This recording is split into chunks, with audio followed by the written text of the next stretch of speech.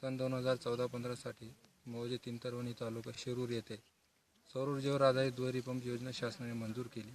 त्यानुसार या हातपंपावर सौर ऊर्जेची मोटर टाकलेली 1 HP ती सौर पॅनलद्वारे 675 वॅटचे 3 पॅनल लावलेले आहेत आणि त्या 3 पॅनलद्वारे सबमर्सिबल पंपाद्वारे पाणी बाहेर पडते आणि हा हातपंपही चालतो आणि सौर दुहेरी पंपसुद्धा चालतो। या पंपाची पाईपलाईन त्या टाकीद्वारे 55 मीटर दूर पाईपलाईन केलेली आहे। 675 वॅटचा सौर पॅनल आहे। या पॅनलमध्ये कंट्रोल युनिट आहे। या कंट्रोल युनिटमध्ये एक सेन्सर लावलेला आहे। पाण्याच्या टाकीमध्ये जर पाण्याची लेवल कमी झाली तर तो आपोआप चालू होतो आणि आपोआप टाकी भरल्यानंतर बंद होतो। हे टँक एम्प्टीचा इंडिकेटर आहे आणि हा मोटर ऑनचा आहे। टँक फुल झाली तर हा आपोआप कट ऑफ होतो। टाकीमधून पाईपलाईन इथपर्यंत केलेली आहे। हा स्टँड पोस्ट नंबर 1 आहे। हा हातपंपाच्या जवळ आहे आणि इथून वाडी वस्तीवरील लोकांना त्या स्टँड पोस्टद्वारे पाणी मिळते। टाकीचा भाग थोडा वरती असल्यामुळे डोंगरकडेचा असल्यामुळे त्याला प्रेशर आलेलं आहे आणि या स्टँड पोस्टमधून लोकांना पाणी मिळते। मधून एक टोटी या हौदाला दिलेली आहे। हा हौद खास जनावरांसाठी बनवण्यात आलेला आहे।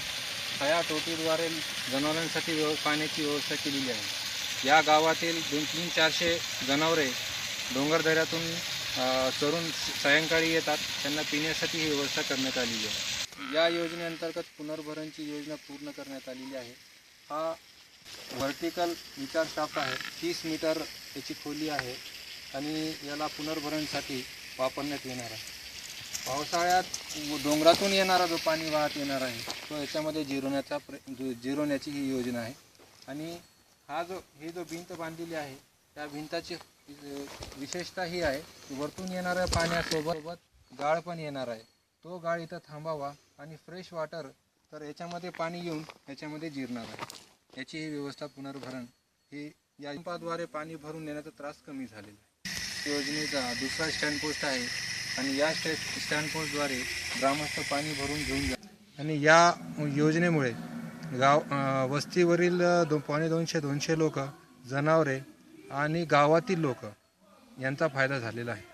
पाणी अलीकडे हापसायचं ते आपलं गेलं तर भरून आणायचं। पहिलं हापसून पाणी न्यावं लागायचं पिण्यासाठी। आता काय टुटी फिरवून पाणी येतं। हापसून पाणी पाजावं लागत होतं। आता चांगलं आहे, नळ हे झाले, सौर ऊर्जावर झाल्यामुळं चांगलं व्यवस्थित आहे। हा आता पाण्याची अजिबात टंचाई नाही, भरपूर पाणी भेटतं आता।